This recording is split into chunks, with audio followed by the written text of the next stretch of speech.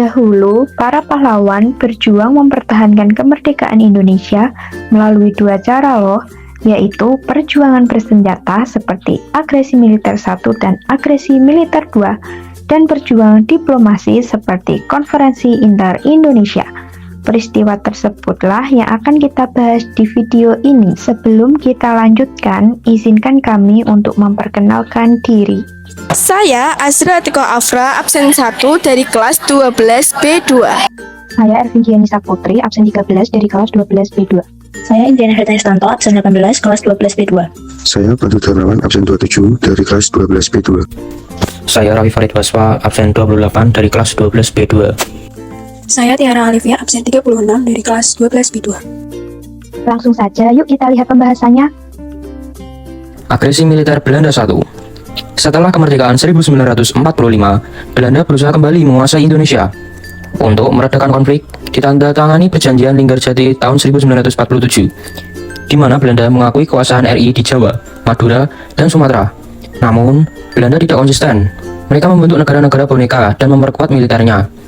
Puncaknya, pada 27 Mei 1947, Belanda mengeluarkan ultimatum agar dibentuk pemerintahan federal, Dewan Luar Negeri Bersama, dan pasukan keamanan gabungan. Pemerintah Indonesia menolak karena dianggap mengancam kedaulatan. Inilah yang menjadi latar belakang pecahnya agresi militer Belanda 1. Ultimatum Belanda pada 27 Mei 1947.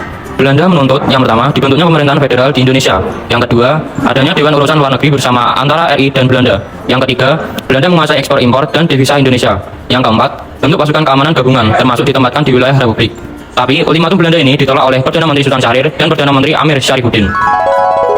Pada 21 Juli 1947, Belanda melancarkan serangan militer besar-besaran yang mereka sebut Operatif Produk. Serangan ini diarahkan ke wilayah-wilayah kaya sumber daya seperti perkebunan, pelabuhan, dan pusat-pusat ekonomi penting. Tujuan utama Belanda adalah untuk merebut kembali kendali ekonomi Indonesia serta melemahkan posisi Republik Indonesia secara politik maupun militer. Serangan ini menimbulkan korban jiwa yang kerugian besar di pihak Indonesia, sekaligus menunjukkan bahwa Belanda tidak sungguh-sungguh menghormati perjanjian Linggarjati.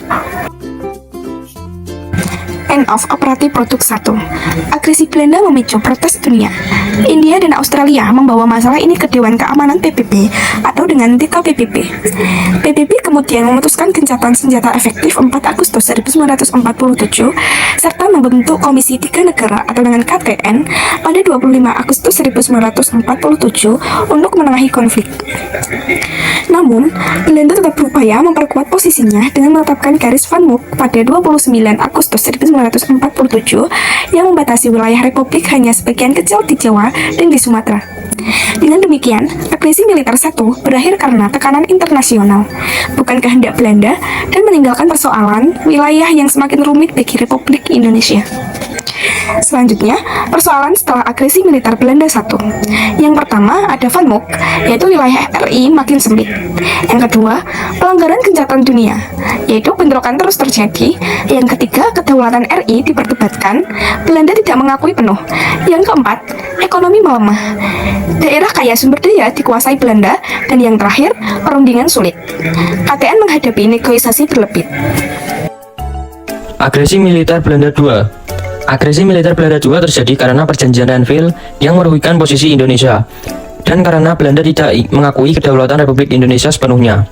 Belanda ingin menguasai kembali sumber daya penting Indonesia dan menggunakan dalih pelanggaran perjanjian oleh pihak Indonesia untuk melancarkan serangan. Tujuannya adalah menghancurkan pusat pemerintahan Republik Indonesia yang berada di Yogyakarta pada saat itu. Adapun isi perjanjian Renville pada 17 Januari 1948 yang pertama yaitu menetapkan garis demarkasi antara Belanda dan Republik Indonesia, mengakui Republik Indonesia secara terbatas, membatasi pergerakan militer RI, mendorong pembentukan negara federasi di bawah pengaruh Belanda, melemahkan posisi Republik, dan memicu agresi militer Belanda 1 dan 2. War tanpa basa-basi. Pada 19 Desember 1948, Belanda menyerang Yogyakarta dengan pasukan payung. Soekarno dan Hatta ditangkap. Namun sebelumnya, Soekarno mengirim radiogram memberi mandat kepada Syarifuddin Prawinegara untuk membentuk PTRI di Sumatera. PTRI menjaga pemerintahan sah RI, komunikasi antar wilayah, administrasi negara, dan menyebarkan informasi perjuangan Indonesia ke dunia internasional. Reaksi para penguasa dunia. agresi Belanda mendapat kecaman dunia, khususnya PBB yang menuntut gencatan senjata dan pembebasan pemimpin RI. Tekanan ekonomi dari Amerika Serikat memaksa Belanda kembali ke meja perundingan. Peristiwa ini menunjukkan pentingnya kepemimpinan komunikasi dan dukungan internasional untuk menjaga kelangsungan Republik Indonesia. Konferensi Inter-Indonesia merupakan konferensi antara pemerintah Republik Indonesia dan Bijenkums for Federal Overreach atau BFO, yaitu suatu badan yang merupakan suatu kumpulan negara-negara bagian bentukan Belanda. Konferensi Inter-Indonesia secara umum dilakukan pasca proklamasi dengan Belanda menerapkan politik divide et impera untuk memecah Indonesia. Pada Desember 1946, akhirnya Belanda berhasil memecah Indonesia dengan tujuan menciptakan konflik antar masyarakat. Akhirnya, masyarakat Indonesia mencari cara untuk membendung politik divide et impera, salah satunya melalui Konferensi Inter-Indonesia. Konferensi Inter-Indonesia juga dilatar belakangi oleh adanya kesepakatan dalam Perjanjian Romoyen pada tanggal 7 Mei 1949 antara Indonesia dan Belanda untuk melaksanakan konferensi meja bundar atau KMB di Den Haag pada bulan Desember tahun 1949. Pemerintah Indonesia menilai perlu adanya persiapan strategi diplomasi dan konsolidasi sebelum KMB, sehingga diadakanlah konferensi Inter-Indonesia antara pemerintah Republik Indonesia dengan pemerintah negara bagian yang tergabung dalam BFO. Menurut buku dari negara timur ke Republik Indonesia Serikat pada tahun 1985, karya Ide Anak Agung, tujuan utama konferensi Inter-Indonesia adalah untuk menyatukan pandangan dan memperkuat posisi bersama menghadapi Belanda dalam KMB. Tujuan dari konferensi Inter-Indonesia adalah sebagai berikut. Pertama, untuk membentuk suatu negara federal atau negara yang dapat disebut sebagai negara serikat. Negara ini terdiri dari pemerintah pusat, pemerintah provinsi, dan juga pemerintah daerah. Kedua, untuk melakukan pendekatan dengan BFO dalam rangka menjalin kerjasama menghadapi Belanda. Dan yang ketiga adalah untuk menentukan atribut negara serta membentuk panitia konferensi meja bundar yang akan dilaksanakan di Den Haag, Belanda. Konferensi Inter-Indonesia dilaksanakan 2 kali, yaitu Konferensi Inter-Indonesia pertama dan Konferensi Inter-Indonesia kedua. Konferensi Inter-Indonesia pertama dilaksanakan pada tanggal 19 sampai 22 Juli 1949, tepatnya di Hotel Tugu, Yogyakarta, yang dipimpin oleh Muhammad Hatta dengan agenda membahas masalah pembentukan RIS. Konferensi Inter-Indonesia pertama mendapatkan hasil, yaitu 1.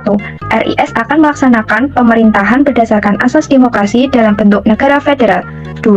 RIS akan dikepalai oleh seorang presiden konstitusional dan dibantu oleh menteri-menteri. 3. Presiden dan menteri akan bertanggung jawab kepada Dewan Perwakilan Rakyat atau Badan Legislatif. Yang keempat, pembentukan 2 badan legislatif, yaitu Dewan Perwakilan Rakyat dan Dewan Perwakilan Negara Bagian. Yang terakhir, Angkatan Perang RIS atau RIS adalah Angkatan Perang Nasional yang terdiri dari TNI, KENIL, ML atau Military Force, dan FB, Village Battalions. Konferensi Inter-Indonesia kedua. Konferensi ini dilaksanakan pada tanggal 31 Juli hingga 3 Agustus 1949 di Jakarta. Konferensi ini dipimpin langsung oleh Muhammad Hatta dengan tujuan membahas masalah pokok yang sebelumnya sudah disepakati di Yogyakarta. Adapun hasil dari konferensi Inter-Indonesia kedua antara lain: pertama, ditetapkannya bendera Republik Indonesia Serikat yaitu sangsaka merah putih. Kedua, lagu kebangsaan Republik Indonesia Serikat adalah Indonesia Raya. Ketiga, bahasa resmi Republik Indonesia Serikat adalah bahasa Indonesia. Selain itu, pemilihan presiden ditentukan oleh negara bagian Republik Indonesia bersama dengan BFO. Konferensi ini juga membentuk panitia yang bertugas dalam penyelenggaraan konferensi meja bundar. Dan yang terakhir, anggota MPRS atau Majelis Permusyawaratan Rakyat sementara ditentukan oleh negara-negara bagian yang jumlahnya ada 16 negara. Bedankt.